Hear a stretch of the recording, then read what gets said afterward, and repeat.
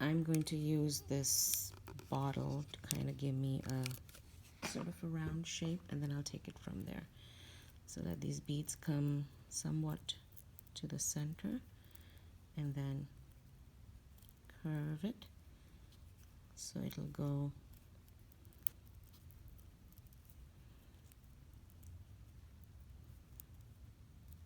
you want to get these in the center.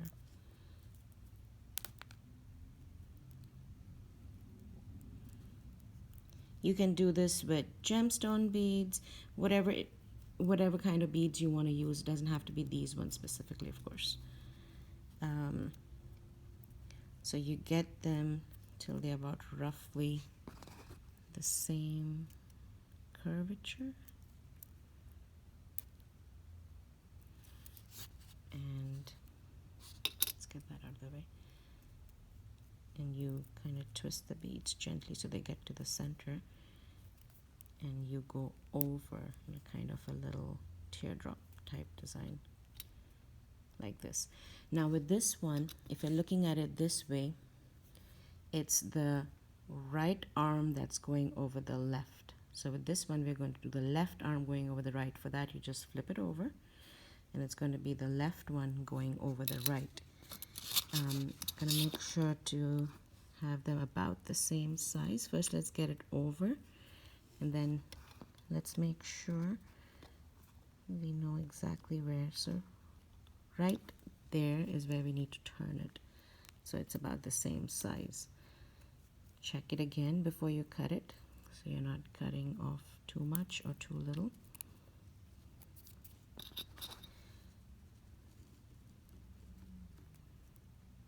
It's the same size. We just need to adjust the shape a bit, and that's why it's good to do these one at a time. You'll be turning them at the same time, making the marking at the same time, and it'll come out to the same size as well.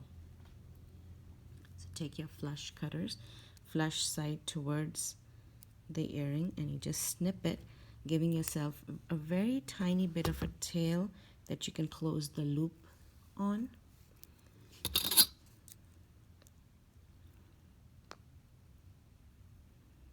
And then again, you close this one just straight.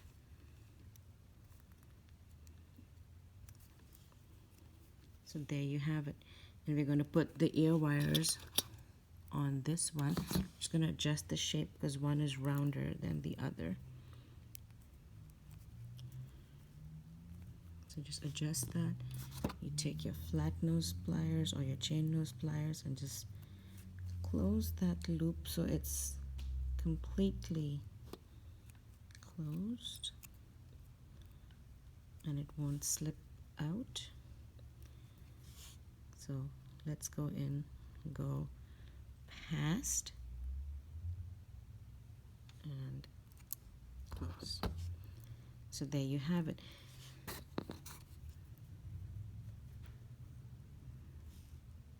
And we're going to put the ear wires on this one. I seem to have misplaced my other pair of ear wires, so I'm just going to make another one and show you again how the ear wires are done, because that was the first thing we did.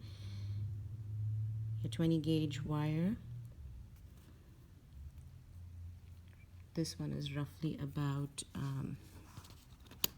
4 inches, so you just gently fold it down the middle. You don't need to go too close over here. We're not doing a double loop. And you just turn that slightly right about there. You take your pliers, whichever pliers you're using. You can use a pen, you can use a pencil, and you just shape that part. You take a flat nose or a chain nose and just bend that little edge out. They're about the same. So all we need to do now is to go in and snip it right here in the center. So you're now left with 2 pieces of ear wire that's exactly the same size. Again now, the closed loop has to go in the back, so we're going to thread this on like this. Get our round nose pliers, just fix the shape of that loop, and then close it by going sideways to the center and push in, and there you have it. You're going to do the other one too. So this one, the one we just finished, it's the left arm that's going over the right. The loop is in the back. This is the right arm going over the left. You're going to thread it on the ear wire. Go past it to the center and close it. And if you see that it's just a little bit rough there, or the shape is spoiled, you can just open it up very slightly and fix. There's that little tip that's a little bit too much over here. With your flush cutters, go in and remove that bit. Adjust the shape of that loop. Again, it's to the side, so we go to the other side, go past it, and then push it down the center. And there you have them. Now, the emery bows. What we're going to do is, you can have a rounding tool, a nail file. We're just going to make these so they're not as sharp and they won't scratch your ears when you're putting them on. So first thing you do is you make that very tip blunt. Then you go in this way, so from the side to the top, so there's no sharp edges. You're going from the edge to the top. Just feel your way. If you feel it's too pokey, just continue kind of going in a round way, getting all the edges so it's not going to poke. I think that's good. We're going to do the other one. It's a little sharp. So first we're going to blunt it, and then we're going to go, so you're kind of sort of laying it flat, and you're coming to the little table part of it and just kind of blunting it from all the sides so that it's not going to scratch your ear. And there you have it, the two pairs of earrings, the hoop and the dangle drop. Now, just as inspiration for some of your other pieces, say you have some charms, a larger bead, you could do the same thing. You could have two loops like our stick link that we did for the necklace, and then you could thread on the charm like we did the Kokopoli. You could thread on the charm that you have, or a bead that you have. You could also do the spiral like we did, but cut out the wires smaller and then just make a little loop on the other side of the spiral, and then that becomes your dangle.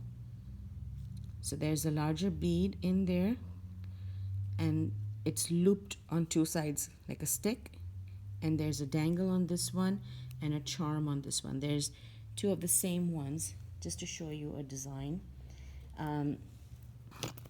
In this one I kept the loops small. I didn't have too much of the stick. These are just some shorter earrings with a little shell charm at the other end.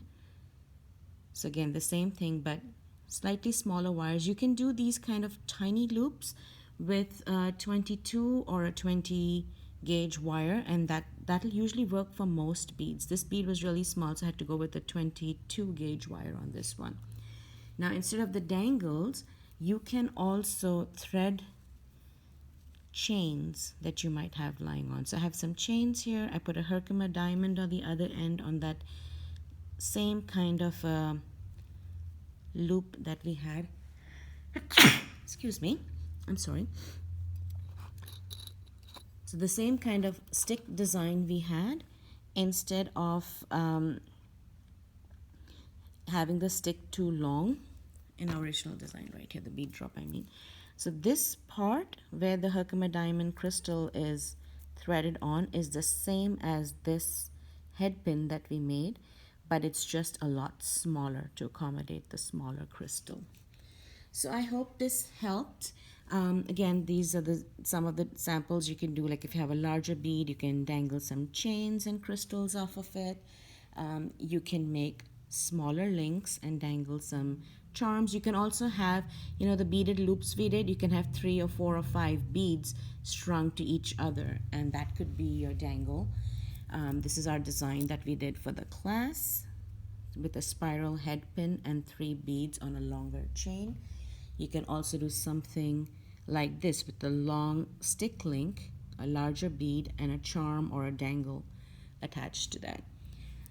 So it was really nice meeting all of you, and I hope you enjoyed the classes as well as this little tutorial. If you have any questions or comments, just comment or send me a text, and I'll see you next time. Thank you so much.